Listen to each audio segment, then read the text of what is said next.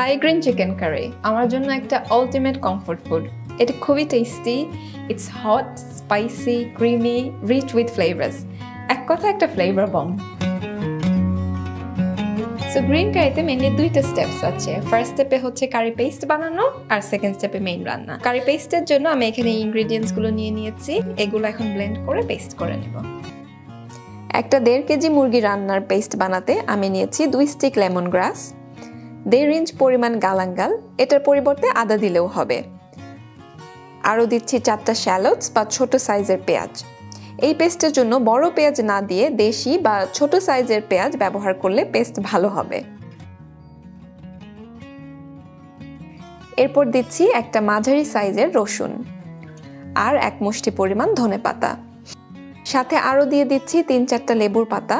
আমি ব্যবহার করছি থাইল্যান্ডের কাফির লাইমের পাতা, আর বাংলাদেশের কাগজি লেবুর পাতা ব্যবহার করলেও হয়ে যাবে। এরপর দিচ্ছি 100 গ্রাম কাঁচামরিচ। থাই গ্রিন কারির অন্যতম প্রধান উপাদান হচ্ছে গ্রিন চিলি বা কাঁচামরিচ। এখান থেকেই কারির গ্রিনিশ কালারটা মেইনলি আসে। ড্রাই উপাদানের মধ্যে দিচ্ছি 1 চা চামচ গোলমরিচের গুঁড়া, 1 চা চামচ জিরা, ধনে গুঁড়া আর আধা চা চামচ লবণ। আমি লবণ এখন কম দিচ্ছি কারণ এরপরেই আমি অ্যাড করব শ্রিম্প পেস্ট, যেটা থেকে লবণ অ্যাড হবে। আরও রান্নায় দিয়েছি ফিশ সস, সেটা থেকেও অনেক লবণ অ্যাড হয়। এগুলো না দিলে লবণের পরিমাণ বাড়িয়ে দিতে হবে। থাইল্যান্ডে ব্যবহার করা হয় হামানদিস্তা, বাংলাদেশের শিলপাটায় করলেও এই পেস্টটা খুব ভালো হবে। আর আমি সময় স্বল্পতার জন্য ফুড প্রসেসর ব্যবহার করেছি, তবে ব্লেন্ডারে এই পেস্টটা খুব একটা ভালো হবে না। আরেকটা জিনিস খেয়াল রাখতে হবে, পেস্টটা খুব মিহি না করে একটু দানা দানা রাখলে ভালো হয়। এখন মেন রান্নায় চলে যাই। আমি একটা 1.5 কেজি মুরগি ছোট করে কেটে নিয়েছি। প্রথমেই দিচ্ছি অর্ধেকটা কারি পেস্ট, সাথে অ্যাড করছি 2 কাপের মতো পানি।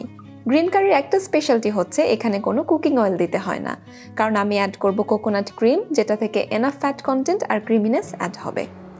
সো পানি আর পেস্ট দিয়ে 6 থেকে 8 মিনিটের মতো উচ্চ তাপে রান্না করব।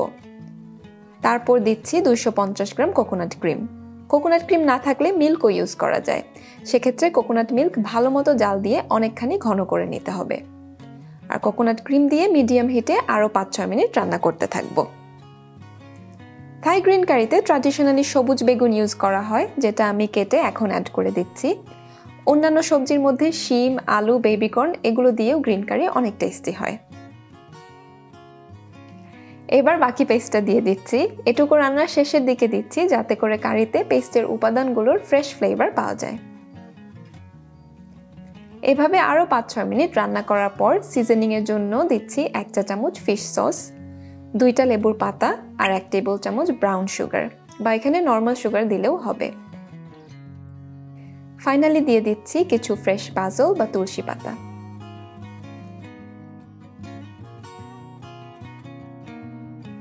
এরপর টেস্ট করে নামিয়ে ফেললাম। গার্নিশের জন্য আমি অল্প ঝালের কিছু রেড চিলি দিয়ে দিচ্ছি। এখানে যে কোনো কালারফুল ভেজিটেবল ইউজ করলেই হবে, just so that it looks really nice. আমি গ্রিন কারি রান্না শিখেছি যখন আমি সাসেক্সে পিএইচডি করছিলাম আমার একটা থাই কলিগের কাছ থেকে। And since then I kind of fell in love with this curry, এবং এখন এটা আমার one of the most favourite Thai curries.